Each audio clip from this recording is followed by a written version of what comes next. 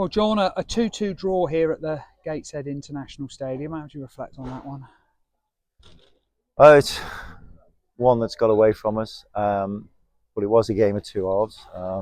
Wind played a massive part in the result.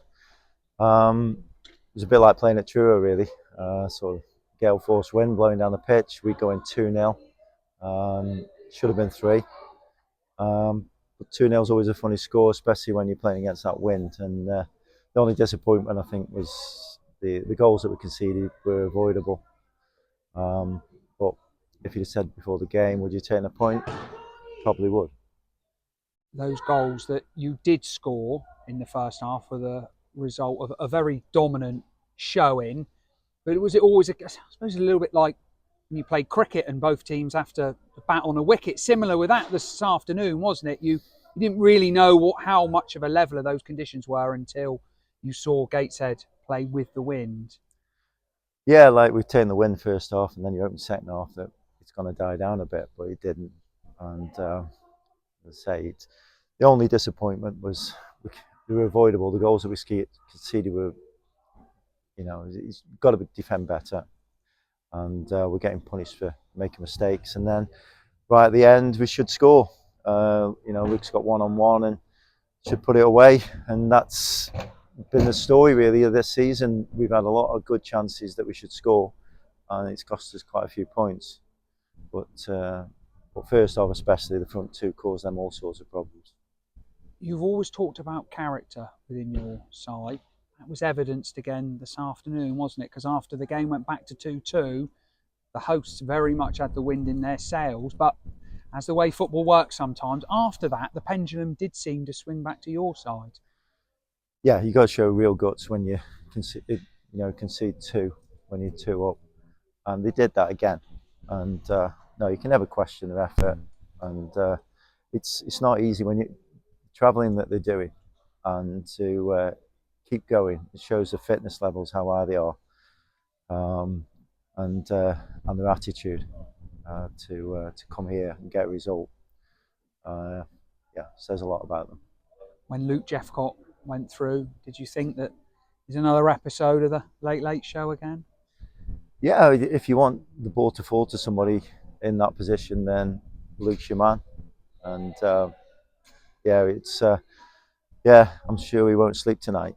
But he's played really well. He's worked really hard. He's got himself really fit now, and he's looking a good player. But he'll be really disappointed he's not put that one away.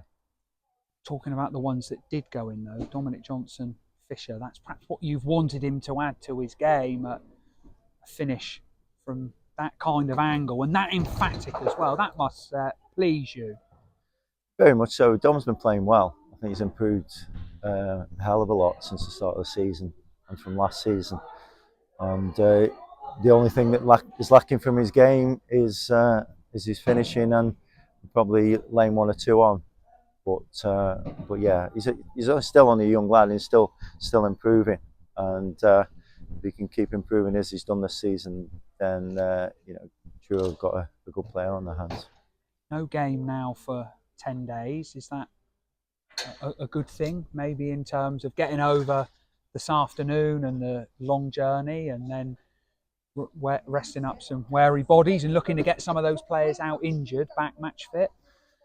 I think so. I think to come here and then to have to play Saturday and then Tuesday would have been a lot. But the fact that we've got 10 days now rest till we go to Solihull, hopefully that will benefit us. No, we're on a decent run really, and we've got to keep fighting, keep digging in to get where we want to be. I can't finish without asking you about the supporters. I'm going to tell you the number. We've just been told it's 185 away from. It's a staggering amount, isn't it? And how good were they? I think their voices were the only ones you could really hear, other than when Gateshead scored from minute 1 to minute 90. No, the support for anybody to come from Truro, we found it hard, and